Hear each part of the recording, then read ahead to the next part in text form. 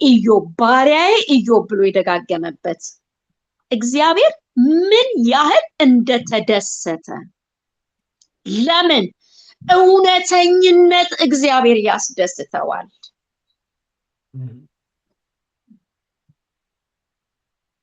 በበቀደም በነበረው በምዕራፍ 1 እና 2 በነበረው አይደለም እኮ የመለሰው ከመስማት ወደ ማየት ከቶት እኮ ነው የመለሰው አንዳንድ መንገዶቻችን እንደዚህ ነው የሚያደርጉን እኛ እውነተኞችን ነው ከእግዚአብሔር ጋር እንስማማ እንጂ የገባንባቸው እየሄድንባቸው ያሉ መንገዶች ከማየት ወደ መስማት ከመስማት ወደ ማየት ነው የሚያመጡን ከመስማት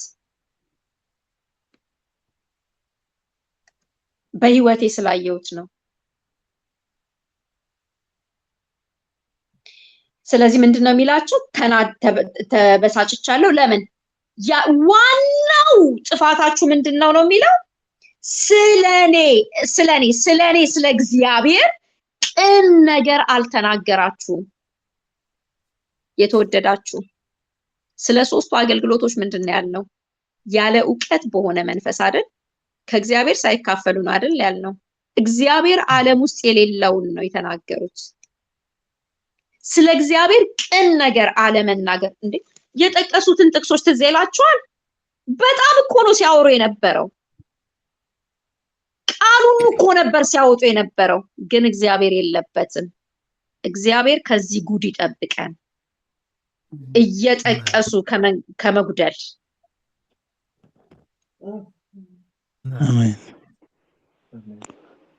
ስለኔ ቅን ነገር አልተናገራችሁምና ይጸልይላችሁ ቴምናዊው ኤፋዝ ሹሃዊውም በልዳዶስ ናአምታዊውም ሶፋር ሄደው እግዚአብሔር እንዳዘዛቸው አደረጉ እግዚአብሔርም የኢዮብን ፊት ተቀበለ ስለ ጥፋታችሁ እንዳልገላችሁ ስለ ስንፍናችሁ እንዳላደርግባችሁ የስንፍናችሁን ውጤት እንዳልመልስባችሁ ፊቱን እቀበለዋለሁና እዚህ ጋር የምናየው በጣም ኢዮብን እግዚአብሔር በእውነት ስሙ ለዘላለም ይባረክ ይቅርታን አታዩም እዚህ ጋር ያን ሁሉ የማይሆን የምዕራፍ ቁጥር አስቆጥረውት ዛሬ ግን ለነሱ መጸለይ መቻል እነሱን መቀበል መቻል በኢየሱስ ስም ይብዛልን ይሁንልን የበደሉንን ሰዎች የማይሆን መንገድ ያስኬዱንን ሰዎች ሪቬንጅ አርጓቸው አይደለም እግዚአብሔር የሚለው በይቅርታ ውስጥ በመቀባበል ውስጥ በመታዘዝ ውስጥ ኢዮብም ታዘዘኮ እነሱም ታዘዙ ከ7 እስከ 9 ኢዮብ በእግዚአብሔር ፊት ሞገስ አገኘ ወዳጆቹም ተወቀሱ ተገሰጹ ግን ተቀበሉ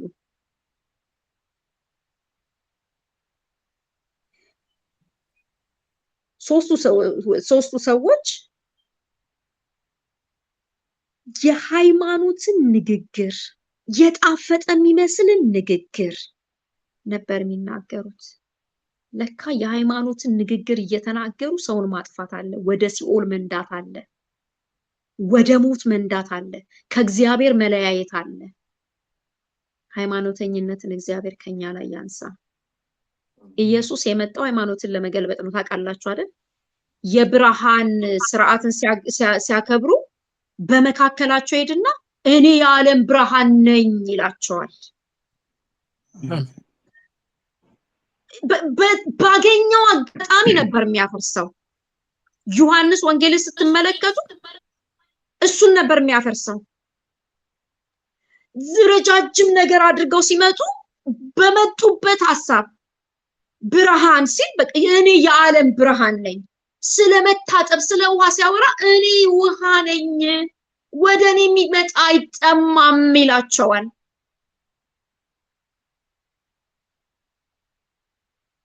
ኢየሱስ ጌታ ነው የቱ ጋር ሊድላችሁ 10 ኢዮብም ስለ ወዳጆቹ በጸለየ ጊዜ እግዚአብሔር ምርኮን መለሰለት ሰማችሁ እግዚአብሔርም ቀድሞ በነበረው ፈንታ 2 እጥፍ አድርጎ ለኢዮብ ሰጠው እዚህ ጋር ነው የተመለሰለት። ኢዮብ ግን ማየትን አየው ያለው እላይ ነው። ኢዮብ ስለ ወዳጆቹ ሲጸልይ በጸለየ ጊዜ እግዚአብሔር ምርኮን መለሰለት። የይቅርታን ህይወት የመታዘዝን ህይወት ነው እዚህ ጋር የሚያስተምረን። አዲስ ምዕራፍ፣ አዲስ ሂደት፣ አዲስ አካሄድ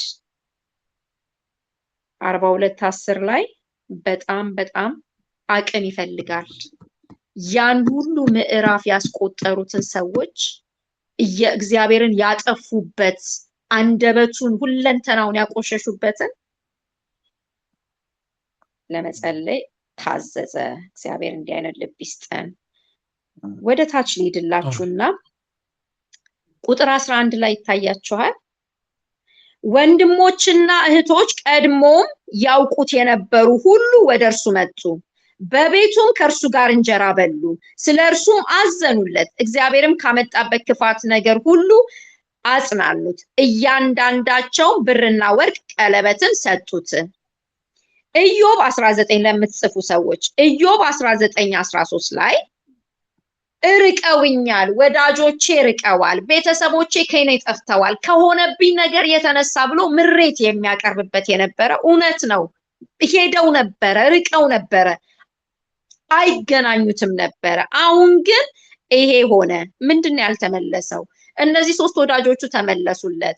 ሄደው የነበሩ ወዳጆች፣ ቤተሰቦች፣ ወንድሞቹ፣ ጎረቤቶቹ የሚያውቁት እነሱ ተመለሱለት።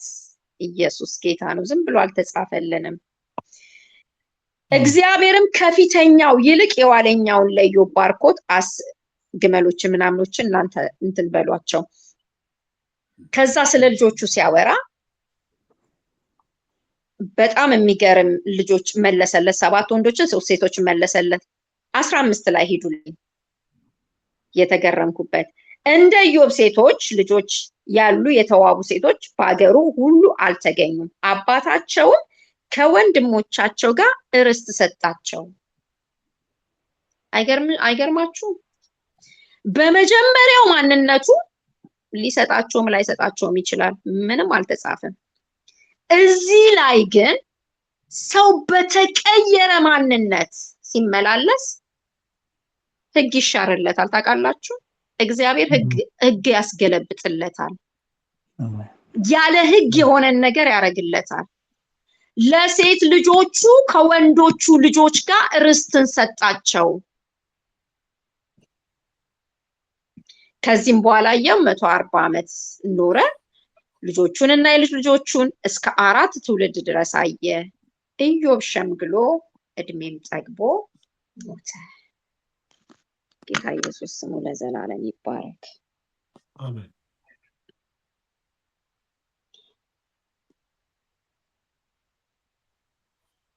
እግዚአብሔር የሚፈልገው ነገር ሆነ። ብዙ ነገር እንደቀረልን አስባለሁ። እግዚአብሔር ወደ ኢዮብ የመጣበት እውነተኝነቱን ማንነቱን ይዞ ሲመጣ ኢዮብ በትልቅ ትህትና እያዳመጠ 42 ላይ ግን በቃ ሰሚት አደረገ። ከመስማት ወደ ማየት የህይወት ሌቭል ገባ። ከእግዚአብሔር ጋር ሲከርም፣ ከእግዚአብሔር ጋር ሲቆይ፣ ከኤሊሁም ጋር ሲቆይ። ኢየሱስ ጌታ ነው። እንጸልያለን። ማጋጃን ቶራዲና ማስኬሬቤዲያ አቤቱ እግዚአብሔር እናመሰግንሃለን። እስቲ ጥቂት ጊዜ ራሳችንን እያየን ያሳለፍናቸውን አገልግሎቶች እያየን በማን እንደተገለገልን እያየን የት ጋ ነው ያለነው?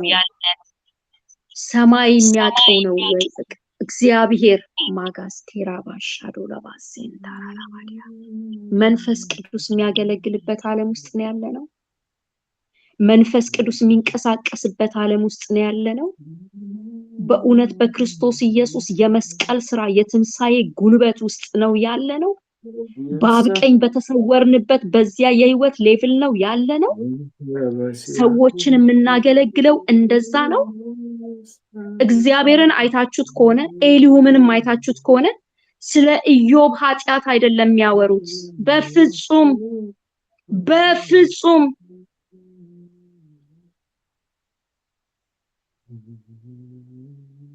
ወንጌል ኃጢአትን አያብራራም። በኢየሱስ ስም አያብራራም።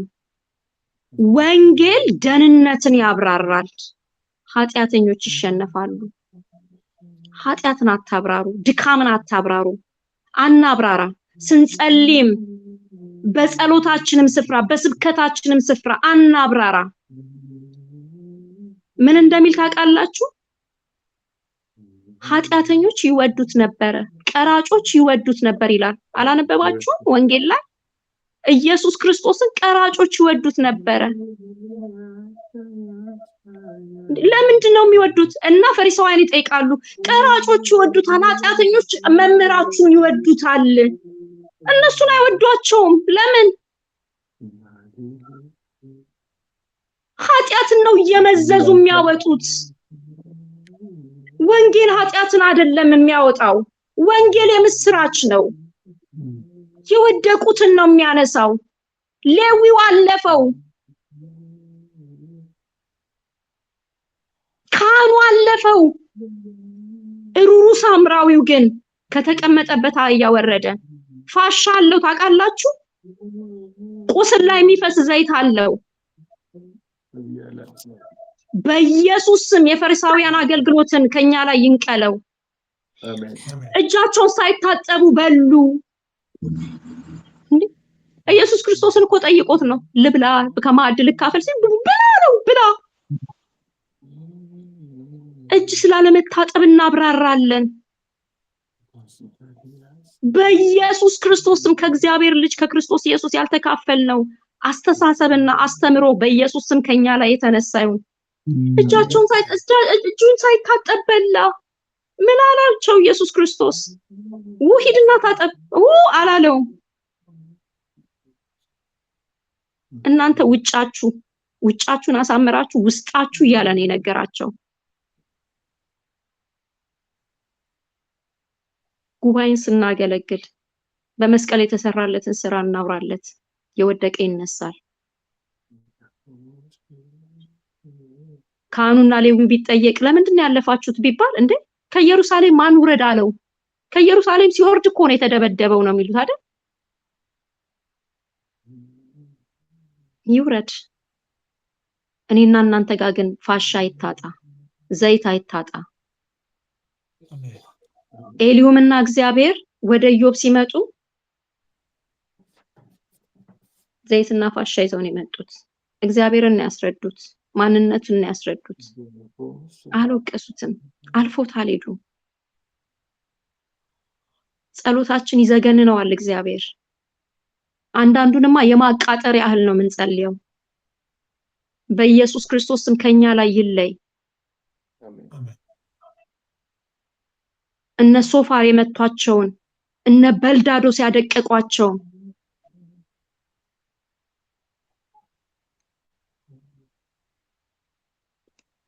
እነ ኤፋዝ ያስለቀሷቸውን ትውልድ ነው የሚጠብቀን።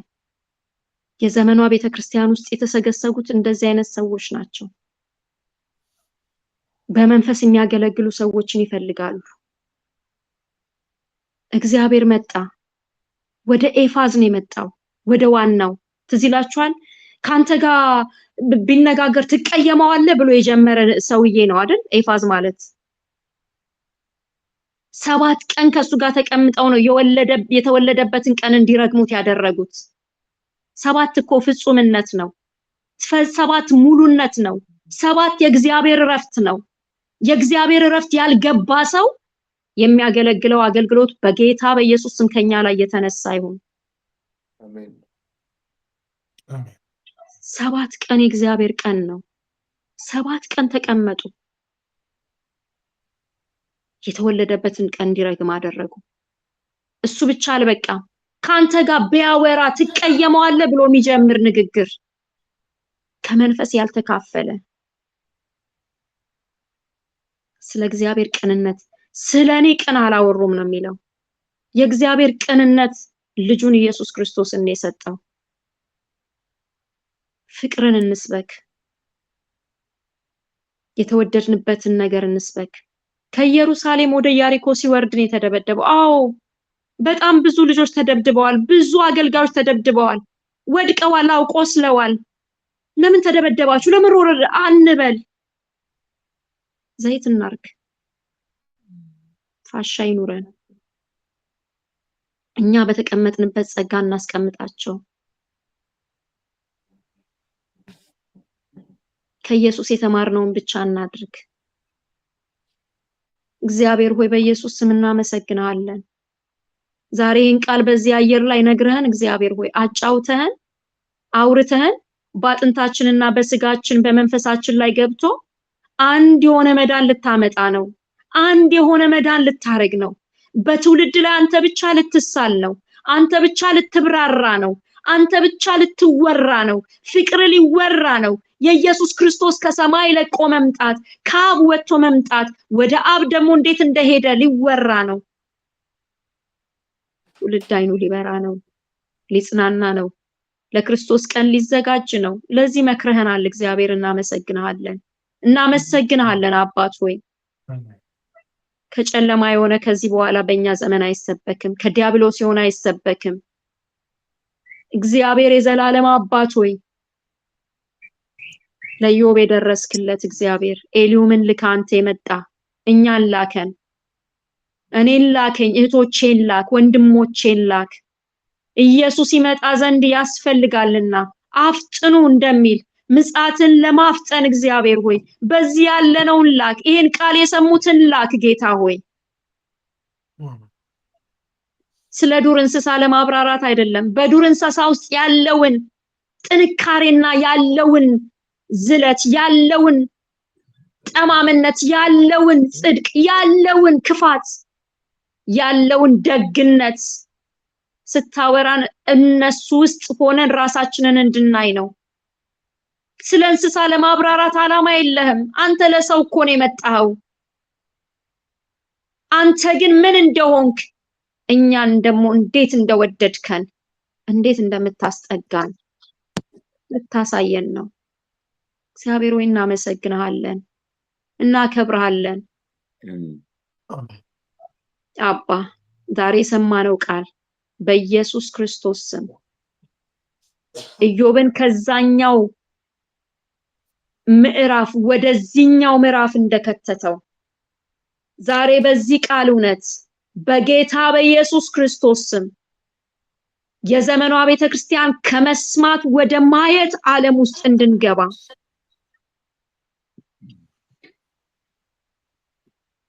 የመጠጋጋት በቃ የመዳሰስ ዓለም ውስጥ እንድንገባ በኢየሱስ ስም ጸለይን። ስለረዳህ እናመሰግንሃለን። የሰማነው ቃል 100 እጥፍ ስለሚያፈራ እናመሰግንሃለን። ለብዙ ስለሚተርፍ እናመሰግንሃለን። አባት ሆይ ክብር ላንተ ይሁን። ከፍ ከፍ በል። አሜን። ስለ ኤክሌሻ አመሰግንሃለሁ አባ። በሰሜንና በደቡብ በምስራቅና በምዕራብ በኢየሱስ ክርስቶስ ስም ለደህንነት፣ ለውሃ ልክ፣ ለቱምቢ ይህን ጉባኤ እንድታስነሳ በኢየሱስ ክርስቶስ ስም ማደሪያህ እግዚአብሔር ሆይ መቅደስህ እኛ ትክክለኛ የምንለካበት ቱምቢ፣ የቱምቢ ዕውቀት፣ የውሃ ልክ ዕውቀት ከዚህ እንዲወጣ ከዚህ እንዲቀዳ እንጸልያለን። የነ ሶፋርን የነ ኤፋዝን የነ በልዳዶስን አገልግሎት ግን ለዘላለም በጌታ በኢየሱስ ስም እየጠራረግን አወጣ ነው።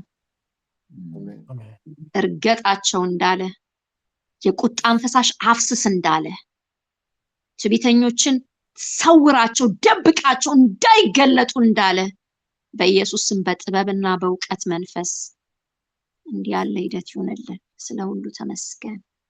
እኔንም ባሪያ ስለረዳኸኝ ስላገዝከኝ መንፈስ ቅዱስ አቅሜ ስለሆንክ ቋንቋዬ ስለሆንክ አመሰግናለሁ። ወንድሞቼን ቶቼን ስለረዳ ስለታገሱኝ ጌታዬ ደግሞ እድልን ስለሰጡኝ አባዬ አመሰግናለሁ። ዘመናቸው ይባረክ። ጌታዬ ተመስገን። ጉባኤያችን ሁሉ ላንተ ለታመኑት እጆች አሳልፈን ሰጠን በክርስቶስ ኢየሱስ ስም አሜን።